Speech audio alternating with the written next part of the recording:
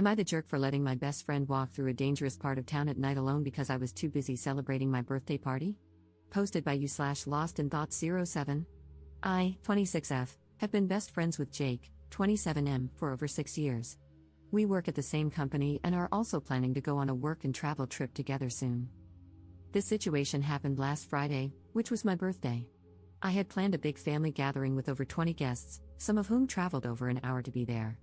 Jake was invited, and he told me he would come. The night before, we went grocery shopping together, but while sitting in the car, he suddenly told me at the last minute that he wouldn't be attending because he had picked up an extra shift at work. I was a little hurt because we always celebrate our birthdays together, and he didn't need to take the shift. Our company has plenty of people who could have covered it, but I accepted it and moved on. On my birthday, we were texting before his shift. For context, Jake doesn't have a driver's license and usually relies on public transport or walks. I do have a license, but I don't own a car. I use my mother's when I need it. That afternoon, he mentioned that he would have to walk home because public transport stops running at a certain time, something he already knew when he took the shift. He also told me he was feeling a bit sick and asked if I could pick him up and drive him home. Our boss even told him he could leave 2 hours early to catch the last bus if he needed to, but he chose not to. I told him I couldn't leave my own birthday party just to pick him up and drive him home. I had guests over, food and drinks to serve, and I felt it would be rude to leave when people had put in time and effort to celebrate with me. He replied, "Can't you just leave for 5 minutes and drive me home?" I explained that it wasn't just a 5-minute trip, I would be gone for at least 30 minutes in total. He just said, "Okay." Later, I checked Find My to make sure he got home safely and texted him, apologizing that I couldn't drive him, reminding him that I normally do, but I really couldn't leave my own party. That's when he got angry and told me my behavior was unacceptable and that I was just making excuses. For further context, I do drive him home fairly often, even when I'm not working the same shift as him. But this time, I had a prior commitment, one that he was originally supposed to attend. I reminded him again that our boss had told him he could leave early to catch the bus. At this point, he started arguing that the town is dangerous at night, but we've both lived here our entire lives, and nothing has ever happened to us.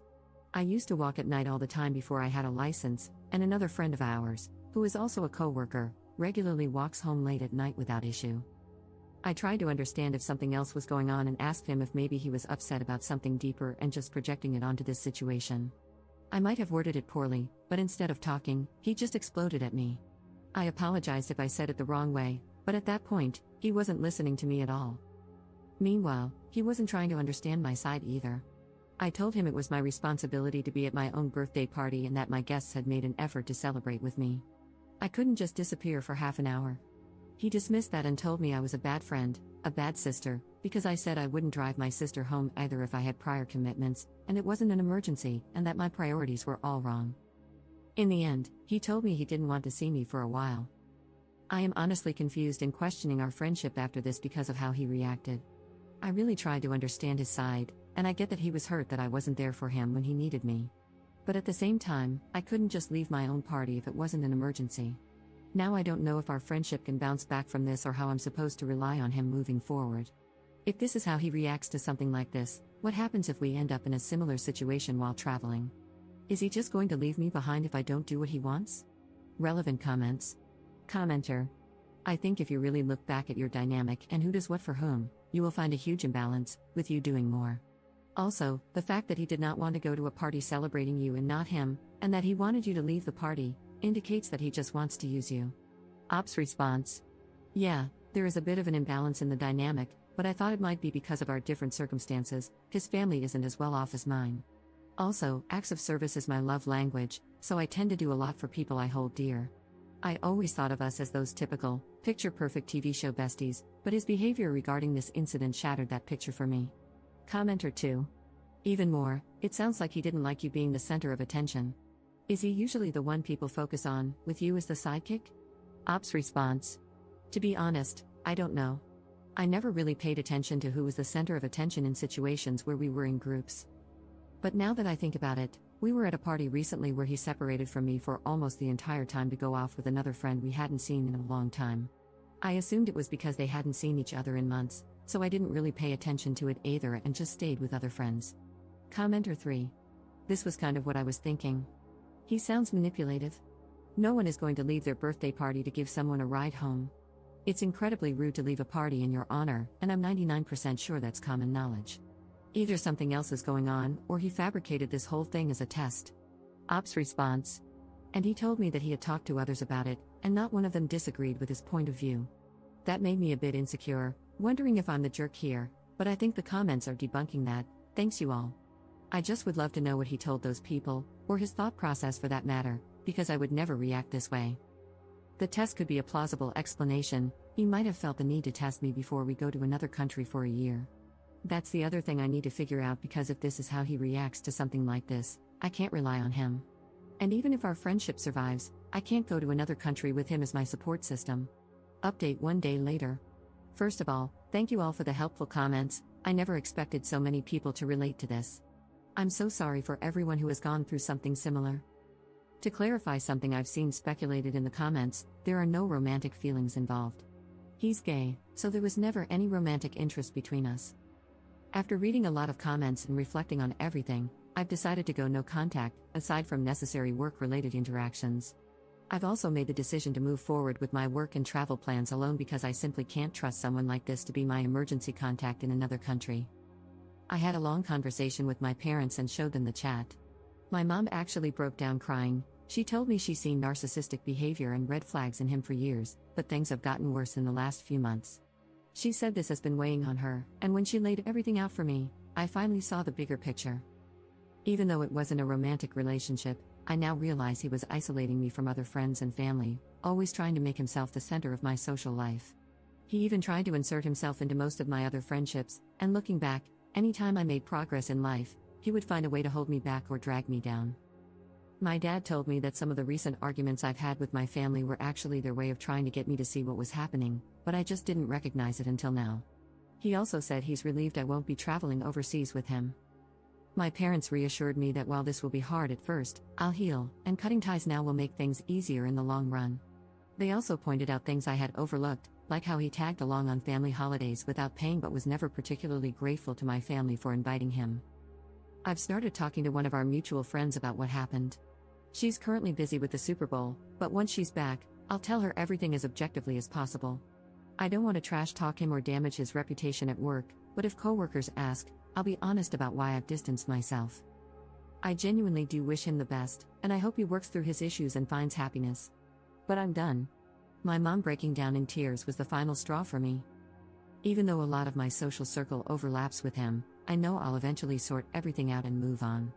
It honestly feels like a friendship divorce, but I think this is a necessary step. I need to reevaluate who my real friends are and how they treat me, and I might need to cut ties with a few other people along the way. I actually texted one of my close friends, joking that we're getting a divorce and that I'm filing for custody of her. I really hope she won't be manipulated by him, but right now, I need to be prepared for anything. This won't be easy, but I'll cut my losses and move forward, hopefully toward a better future with better friends, ones I can truly trust and who put just as much effort into our friendship as I do. Relevant comments. Commenter. He overreacted the way he did because he had your entire birthday evening planned out. He intentionally took an unnecessary shift, distancing himself from your party and your time with friends. He declined the suggestion of leaving 2 hours early, which would have allowed him to get a ride home, because he was used to you caving to his manipulations and just knew he could convince you to leave your own birthday party for him. He had already contrived a false narrative to keep you away longer, preventing you from being celebrated by anyone other than him. When you stood your ground, thereby maintaining your self-respect, he didn't get his way. This was foreign to him, and he couldn't handle it. Now he's doubling down and still trying to manipulate you. His silent treatment was orchestrated to make you come running and apologize, but even that isn't working. I'm so proud of you because this seems like something big that's needed to happen for a long time. He sounds emotionally immature and very self-serving. Get ready, he's going to try to make this rough for you if you let him. Ops response. Thank you, but I will do my best not to let him try anything again. I'm even thinking of changing my job after the work and travel. Commenter 2. People have a hard time recognizing abuse in friendships. It's similar to how many people don't realize they're in an abusive relationship if there's no physical violence. Many believe that abusive relationships only happen in romantic contexts, not friendships. I've seen multiple posts over the years describing clear single white female situations, yet the op just can't wrap their head around it and doesn't want to accept it. When commenters point out that they're in an abusive relationship, they typically refuse to believe it at first, despite coming to Reddit for help because something feels off. They always think they're overreacting and want to give the benefit of the doubt.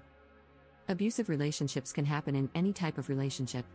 The sunk cost fallacy traps many victims in these situations. It's always interesting to see posters like ops start looking back on their friendship without the rose-tinted glasses. 99% of the time, they end up uncovering a lot of messed up behavior that's been going on for a very long time. It's hard to see the forest when you're too busy focusing on the trees. I hope Op is safe. The lengths to which her friend was willing to go to manipulate and trap both of them in this calculated situation are extreme and, quite frankly, unhinged. I wouldn't be surprised if this takes a sharp turn into obsession and stalking real quick. Just like in an abusive romantic relationship, her friend is losing control and has upped the ante. Now he knows his tactics weren't enough to get what he wanted. Once he realizes she's pulling the plug, things could really go off the rails. He's already escalated by screaming at her and piling on the guilt. He's going to escalate further, but how far will he go? Who knows? You can't reason with unreasonable people, and you cannot predict their actions. Op needs to be on high alert and should not underestimate him.